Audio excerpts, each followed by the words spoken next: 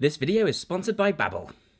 Hey there guys, so this video is going to be a bit different from my usual videos. I'm doing a bit less editing. I'm going to slow it down and just chat with you about my current training, because my training recently has gone through some changes. I've made some big alterations to the exercise selection and the way I'm designing my splits, and I've seen some improvements in some areas as a result, and I thought I'd share it with you guys.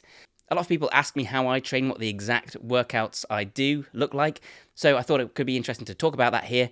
At the same time, it's hopefully going to serve as a bit of an update, because at the start of the year, I talked about my goals for the year and what I wanted to achieve, how I was going to be changing my training, and just before that, I made a video on how I'd been struggling a little bit with burnout. So yeah, I thought I'd just update you guys and let you know how it's been going and what my plans are going forwards as well. Because on the whole, it's been going really well. I've seen some great breakthroughs in terms of my training, so I thought I'd share it with you here. At the same time, I was talking about some of the pitfalls I've faced and how I'm planning on overcoming them. Because with training, it's very often about taking those 2 steps forwards and 1 step backwards. So yeah, first I'll talk about the biggest change to my training, and that's been that I've switched to a full body routine. I was doing a kind of push-pull leg split. I actually did push-pull legs full body. This is the same that I talk about in the Super Functional Training 2.0 program. I've always really liked push-pull legs because it allows you to really get some intensity on each movement pattern, and that way you can grow and see results faster. But I also find that kind of training is a bit less flexible, and so for where I am personally right now in my life, full body makes a bit more sense. And this is something to think about. It's not a question of which is better, it's a question of which is better for you, which is better for your current goals. So the reason that full body is working a bit better for me at the moment is because A, I've switched a bit more to skills type work. As I talked about in my goals video, I'm focusing a lot more now on hand balancing and on planche and calisthenics skills, just as something fun to work on, because I love that stuff.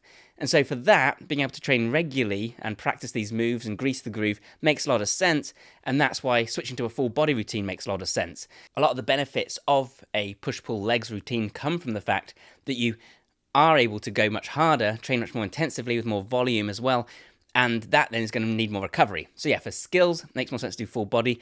At the same time, when life is really unpredictable, and I talked about this in my last video on training for parents, when you just don't know if and when you're going to be able to fit your next training routine in, it does make sense to switch to full body, because if you skip a day of full body, you can just do that same workout the next day. If you've got a more complex split, whether it's push-pull legs or whether it's something else, a bro split, then it gets much more complicated. You miss a day and now suddenly it's been ages since you trained your legs, and now suddenly you've got to move this around and train this, and it just gets a lot more difficult to fit in. So yeah, for me at the moment, full body makes more sense, and it means I'm hitting each muscle group more often, which I have found for me is good for growth. Now I'm going to take a moment to talk about today's sponsor, Babbel. So Babbel is one of the top language learning apps in the world that uses intuitive lessons designed by real language teachers, allowing you to fit language learning in around your day and your schedule. For me, language learning is just a bit of a side hobby, something that I like to dabble in every now and then. Babbel allows me to do this by letting me fit 10-minute learning sessions in wherever I am.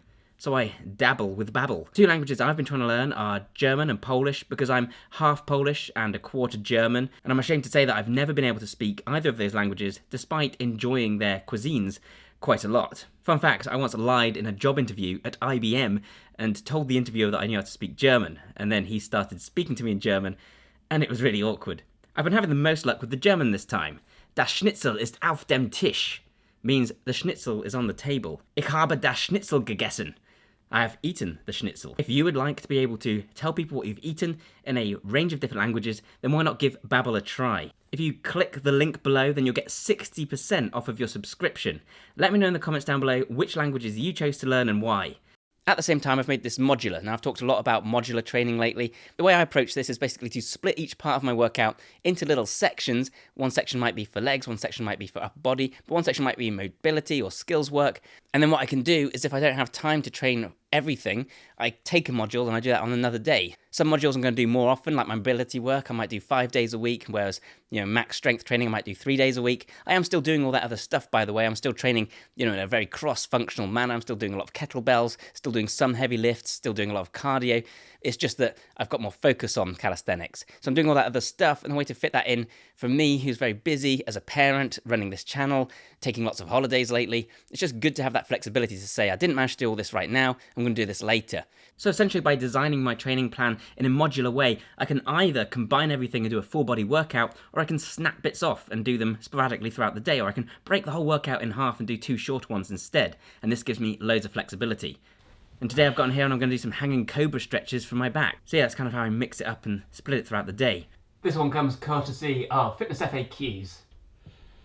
By the way, I did recently share my full body routine over on Patreon. All tiers get access, so you just have to donate $1 a month and you can always unsubscribe the next month. If you want to check it out, I'll leave a link to that in the description down below. So yeah, if you want to follow my exact training program and also see how it changes over time because it'll be updated live, then you can go and check out the link in the description down below.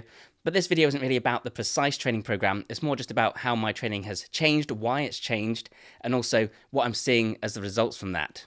At the same time, if you watched my video on my goals for the year, you know I made this ironclad rule that I was always going to show up for the training no matter what, even if it just meant doing 5 minutes. I have stuck with that. That has been the ethos, but I have also, adapted it slightly to be more nuanced because I was kind of implying that I'd go to the gym and do a workout every day, or work out from home at the very least. And whilst I am doing that, I do something every day, but that might just be stretches. And I've put more emphasis on this because what I've realized lately is that I have been overdoing it. I've been struggling with burnout. I keep getting sick because my daughter's bringing these illnesses home from preschool. But at the same time, I'm hardly sleeping. I'm cramming in way too much work, taking on too many responsibilities. And as I talked about in that video, and I have mentioned before, coming up with a good training program and a good plan for getting into shape isn't just about looking at the exercises you want to do in a vacuum. You've got to think about the broader context of your lifestyle, not only how you're going to fit in your training and your commuting and your washing, but also, do you have the energy? Because when things get tougher, you need to scale back your training. That's just common sense. I realized that training 5 times a week, 6 times a week, 7 times a week in a more intense way was starting to be to my detriment. So whilst I'm still active every day, because I highly believe that's important, and the more I stick to that, the better I am, by the way, the more active I am, the more I move throughout the day, the better my back's been, the better my energy's been. But at the same time, I don't want to keep overdoing it. So I do 3 big intensive workouts a week, just 3. And I did talk in that video as well about how I was planning on scaling back my commitments, outsourcing a bit more work, taking on fewer sponsors, etc. That also hasn't really gone to plan, to be honest. And I'm also the same in every area of life where I'll, book holidays with people and say, it's okay, I'll fit working around it, or I'll do something else and just pile it on and on. And yeah, I haven't been great at easing up on that.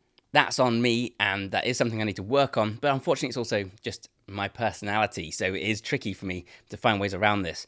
As for the back, like I say, I decided eventually to go and see a chiropractor, and that was actually quite hard for me because, being the pioneer and a functional coach, you feel like you should be able to fix these things on your own, like you shouldn't need outside help. But the truth is that when you're too close to the situation, it's really hard to judge yourself. Not only is it hard to see yourself, unless you're filming yourself and playing it back, which I do, at the same time, you think you're better than you are, and that was actually a lot of my issue. I'd be jumping ahead. So a lot of the exercises that were recommended to me were things like dead bug.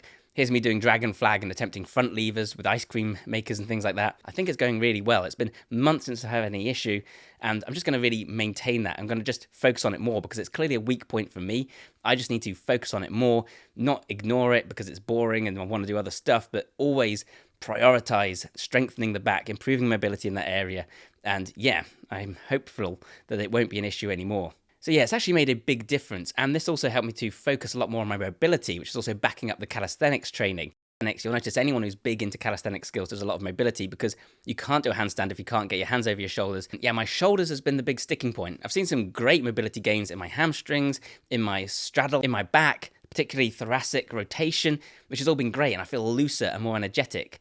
But at the same time, my shoulders are really stubborn and they just don't want to open up. So yeah, I'm doing more work on that.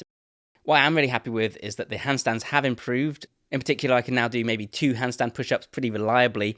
I'll fall over some of the time, but not all the time. Whereas before, it was like a once in a blue moon thing. I'd actually pull it off. So yeah, I'm pretty happy with that. That's come along quickly and nicely.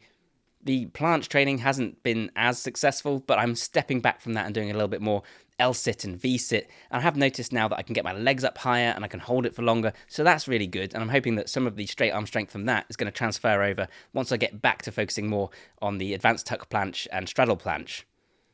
So calisthenics has very much been the main focus of my training lately, though I'm still doing a lot of the other stuff like kettlebells and cardio, etc. That said, I've almost entirely dropped isolation work in a more bodybuilding style for things like my biceps and triceps, and I was a bit concerned about doing this because I thought I'd lose some size and definition, and although that's never been a main focus for me, I did say in my goals video that I did want to, if anything, improve the aesthetics a little bit because I see a tangible and direct result when it comes to click-throughs on the channel. Maybe that's not ideal, but that's the way it is. But actually, if anything, changing to this style of training has improved things slightly. Also also scaling back my training a bit. I thought that that might be a downside, but again, if anything, it's improved things. Partly I think this is because of my training background, where I do a lot of, extremely high rep, continuous time under tension, pump style training. I think that actually has given my body the ability to deliver blood and nutrients to the muscles and to cope with recovery a lot better. So I think that's still really useful, and maybe I'm just in the right point in my life to switch to this style of training. And at the same time as that, by using a full body routine and then using additional stuff on top of that throughout the week,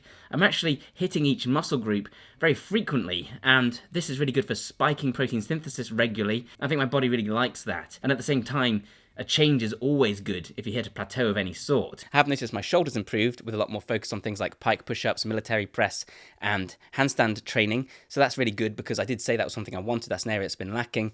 So for me at the moment, I'm feeling great about my progress because, I've got more balance and strength in hand balancing, which is what I really wanted because it just opens up so many other cool things. And I can go from a handstand into a bent arm planche now, which is fun, and I like doing that. Going forwards, I want to start adding more weighted calisthenics in because really in terms of like my pull-ups and my dips, I'm at the point where I'm doing really high rep ranges and it's not necessarily that conducive to strength building or skills training anymore. The only problem is I find it a real faff to put on weights to do the weighted calisthenics, and I'm all about that efficiency and getting in and out and doing the work, so I need to look into a way to do that properly. And I need to find a way to scale back the amount of work I'm taking on a little bit so that I have more energy for training and to make better quality stuff. Grant actually made a video recently talking about perfectionism on his channel and how he'd intentionally scaled things back for that particular video at least, in order to not only, create videos and actually get content out and stop worrying about it and stressing about it, but also to make something that's more authentic. So maybe I need to focus a little bit less on, going to the woods and flying my drone around and, doing all these crazy things, dressing a kettlebell up like a baby and swinging it in the park and throwing ice into the trolley and bringing my camera into Tesco, and just actually, make content where I talk to you guys. But what do you guys think? Is that something that you'd like to see, or do you appreciate the visuals that go along with the audio? I know personally I tend to just listen to YouTube whilst I'm in the kitchen cooking, so I don't even tend to look at what's on the screen anyways. Maybe you guys are the same. So if I were to be honest and look at the main lessons that I've learned from switching my training program up lately, a lot of it basically revolves around listening to my body, dropping the ego, slowing things down, scaling back, and honing in on my focus. And by doing those things, ironically, I've actually moved forwards at a greater pace. I've been more consistent. So it's a case of slow and steady wins the race, and I guess adapting to your situation. And by training maybe slightly less, listening to my body more, getting external help where necessary, and slowing things down a little bit, I've busted through some plateaus and it's going really well. So I think that's the take-home message. I'd love to know in the comments down below how your training is going. What are you guys working on right now? What have been your setbacks? What kind of program are you following? If you want to talk about this more deeply, then the higher tier Patreon members not only get access to a exclusive Facebook group, but now also get access to an exclusive Discord server. Just set that up. I'm hoping it'll be a great place to chat, and I'll be stopping by from time to time to engage with the chat. Again, the Patreon link is in the description down below. Either way, guys, thank you so much for watching this video, and I'll catch you next time. Bye for now.